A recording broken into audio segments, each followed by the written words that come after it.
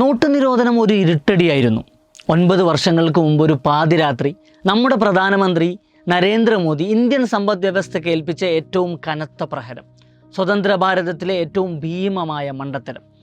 വിഖ്യാത ഇക്കോണമിസ്റ്റും നമ്മുടെ മുൻ പ്രധാനമന്ത്രിയുമായിരുന്ന ഡോക്ടർ മൻമോഹൻ സിംഗ് ഈ ഹിമാലയൻ മണ്ടത്തരത്തെ വിശേഷിപ്പിച്ചത് organised loot, legalised plunder and monumental mismanagement എന്നായിരുന്നു.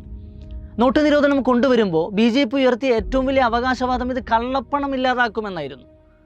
അങ്ങനെ പ്രചാരത്തിലുണ്ടായിരുന്ന, കമ്പോളത്തിലുണ്ടായിരുന്ന 500-ൻ്റെയും 1000-ൻ്റെയും നോട്ടുകൾ നിരോധിച്ചു.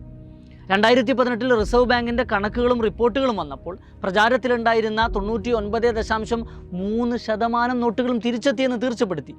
അപ്പോൾ കള്ളപ്പണം എവിടെ പോയി? അത് ലളിത് മോദിയോടും നീരവ് മോദിയോടും ചോദിക്കേണ്ടി വരും. പിന്നെ കള്ളനോട്ടടിക്കുന്നത് നിർത്താൻ വേണ്ടിയിട്ടാണ് നോട്ട് നിരോധനമെന്ന് BJP വേറൊരു വാദം ഉയർത്തി. പുതിയ 500-ൻ്റെയും 2000-ൻ്റെയും നോട്ടുകൾ അവതരിപ്പിച്ചു.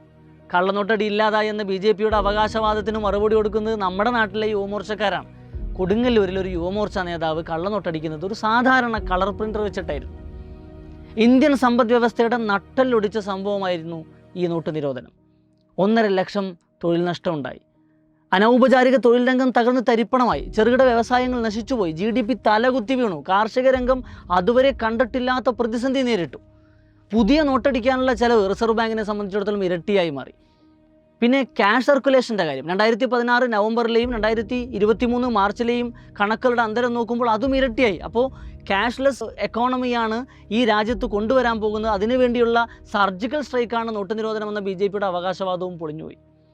പിന്നെ എന്തിനാണ് ഈ നോട്ട് നിരോധനം കൊണ്ടുവന്നതെന്ന് BJPക്കാരോട് ചോദിച്ചാൽ ഇപ്പോൾ അവർക്ക് മറുപടിയില്ല. അതൊരു ഭരണ നേട്ടമായി ഇപ്പോൾ ആഘോഷിക്കുന്നുമില്ല. 2017 UP തെരഞ്ഞെടുപ്പ് ജയിക്കാനുള്ളൊരു പൊടിക്കൈയായിരുന്നു ഈ നോട്ട് നിരോധനമെന്ന് വിശ്വസിക്കുന്നവരുണ്ട്.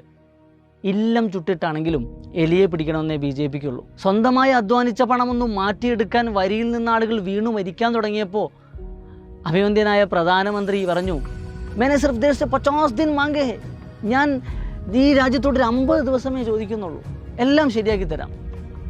50 ദിവസമല്ല, 3287 ദിവസം കഴിഞ്ഞു. നോട്ട് നിരോധനത്തിൻ്റെ കെടുതികളിൽ നിന്ന് ഈ രാജ്യം ഇപ്പോഴും മോചിക്കപ്പെട്ടിട്ടില്ല.